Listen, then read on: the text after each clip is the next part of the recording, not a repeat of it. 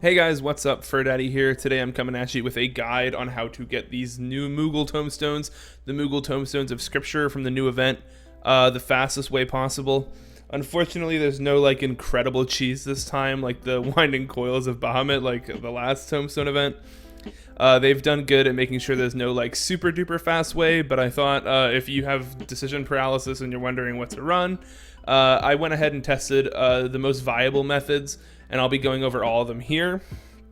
They range from giving you around 60 Moogle tomes per hour or more if you're really fast, to about 30. So with that in mind, let's get into the video.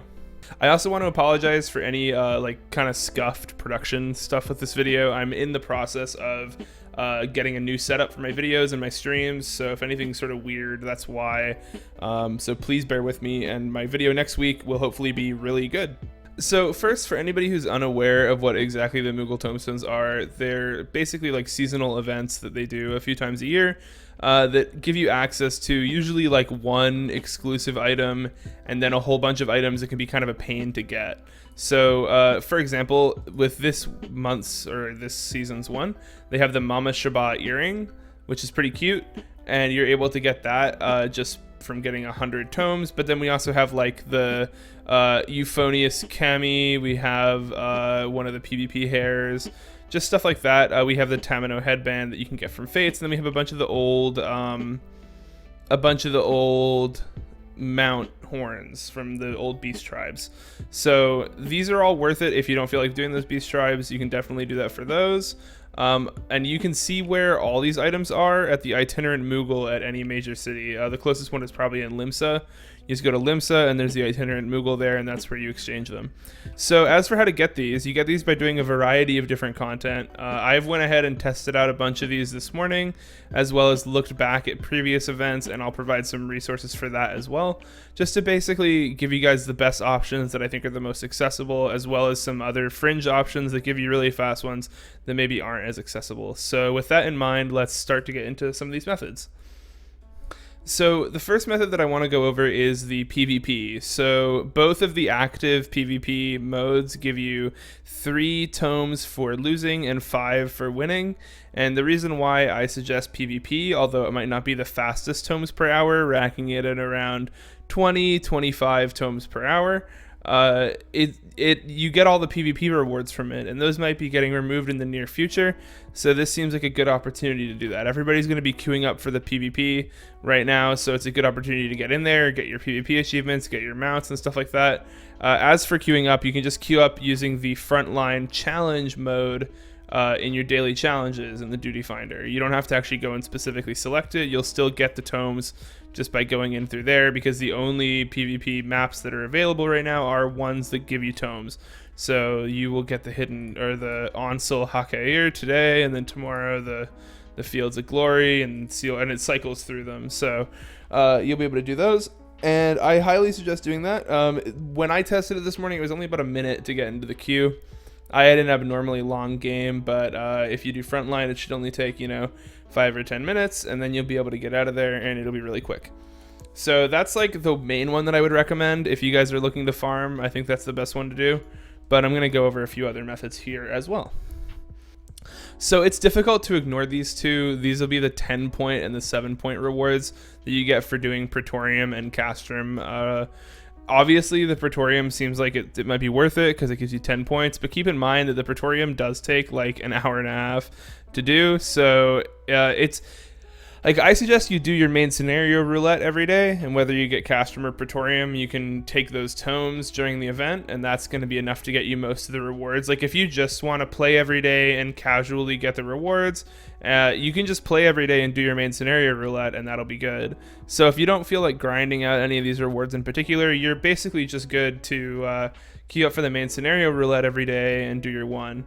I don't suggest running this multiple times, just because you'll turn your brain to mush doing it. But if you really love Gaius Van Baelsar or Livia San Julius, you are more than welcome to do that. But I don't personally recommend it. We tested out a Castrum run, and Castrum runs give 7. We were able to finish it in about 22 minutes, so that's about 21 per hour. Okay, so this next one that I want to talk about is the niche one that can be really fast, and that is taking a party of blue mages into the Aurum Vale.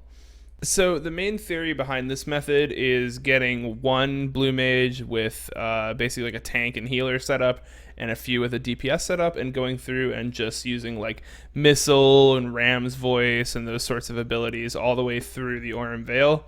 I'm going to provide a link in the description to if you guys are interested in doing this, to the Blue Academy's videos. He does great Blue Mage content, and as much as I would like to go over this in this video, this isn't the farming method I'm going to be doing. I'm going to be doing it more casually, but I just want you guys to know, in case you are not subscribed to that channel, to go check out Blue Academy's video. I think they just posted one today, like a few hours ago, about how to do the Aurum Vale method. So if that's something you want to do, go check that out, and he goes through in detail like all the abilities that you need. So if you leveled up your blue mage for the previous event, but you're just sitting on it and you're wondering if there's a way you can utilize that in this one as well, you definitely can, and it uses a lot of the same abilities.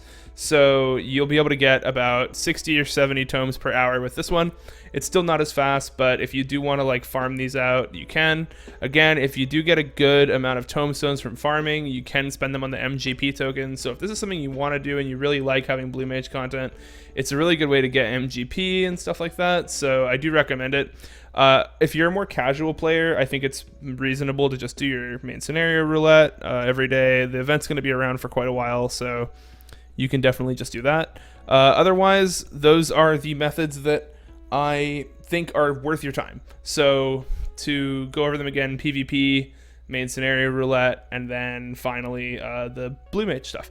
So I think that those are all worth your time to do. Do whatever strikes your fancy. If you don't like PvP, don't do PvP. If you like blue mage and want to grind it out, grind it out. If you don't. Do whatever you feel like. But I just wanted to get this out so that you guys had the best methods. I saw a couple different videos go out about it, but they all kind of had different takes, so I thought I would kind of get it all into one video, you know what I mean? So yeah, with that in mind, let's get into the outro of the video. Alright, so this is the outro of the video. I just wanted to go over like a little update. I haven't really been around too much lately. I've had some stuff in my real life going on, which just made it difficult to make videos. But rest assured, coming up next week, I'm in the process of like upgrading my whole setup right now. And when that's all done, I'll be streaming all the time on my Twitch, which is in the description. And I will be making videos a lot more regularly because I'll be more motivated just because I'll have the production stuff to do it. So if that's something you guys are interested in, please subscribe. And I appreciate you guys showing so much support for my channel, even if I'm not really around. But I hope to get back to weekly uploads pretty soon. So yeah, thanks for all the support on my videos, guys, and hopefully I will see you guys next week. Bye-bye.